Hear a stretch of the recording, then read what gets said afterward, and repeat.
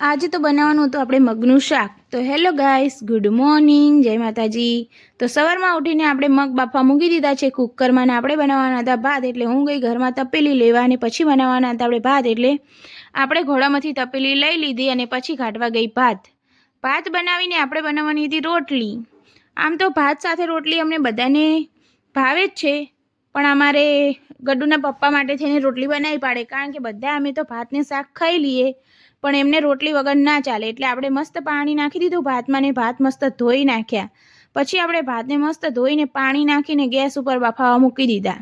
પછી આપણે કરવાનું હતું મગનું શાકનો વઘાર। એટલે મગ તો પહેલાંથી જ મેં બાફીને મૂકી દીધા હતા અને લોટ પણ મેં પહેલાંથી જ બાંધીને મૂકી દીધો હતો। તે બધું કામ કરીને આપણે સુધારી નાખ્યા ટમેટા, મસ્ત મજાના ટમેટા સુધારી નાખ્યા। એટલે તેલ મૂકી દીધું ગરમ થવાનું, પછી નાખી દીધી રઈ નાખીને ટમેટાનો વઘાર કરીને આપણે બનાવી નાખ્યું મસ્ત મજાનું મગનું શાક। તો મગનું શાક તો આમ તો મોટા ભાગનાને બધાને ભાવતું જ હોય, અમારા ઘરમાં અમુકને નથી ભાવતું, તો આપણે જેને ભાવે છે એના માટે બનાવી નાખ્યું હતું।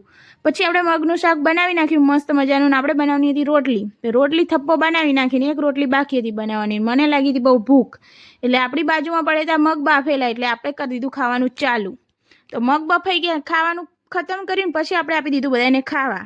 તો આ બંને જણા ખાતા હતા, ગડ્ડુભાઈ અમારા મોઢા બગાડતા હતા, એને નહોતું ભાવતું મગનું શાક। પછી મેં ખાવા બેસી ગઈ અને સાંજે આવી હતી આપણે પકોડી વેચવા। એટલે ગડ્ડુભાઈ કે મમ્મી મારે પકોડી ખાવી। મેં કીધું હાલ ભાઈ લઈ આવી દઉં તને પકોડી। તો ગડ્ડુભાઈ અમારા પકોડી ખાવાનું ચાલુ કર્યું। મેં કીધું મને તો એક આપ, તે મમ્મી કે ટેસ્ટી પકોડી તું ખાઈ લે। એટલે આપણે મસ્ત મજાની પકોડી ખાઈ લીધી, ગડ્ડુભાઈને કરી દીધા થોડા ચેન ચાળા। તો અમારા આવા વિડીયો જોવા માટે પ્લીઝ અમારી ચેનલને લાઇક, સબસ્ક્રાઈબ, શેર કરો।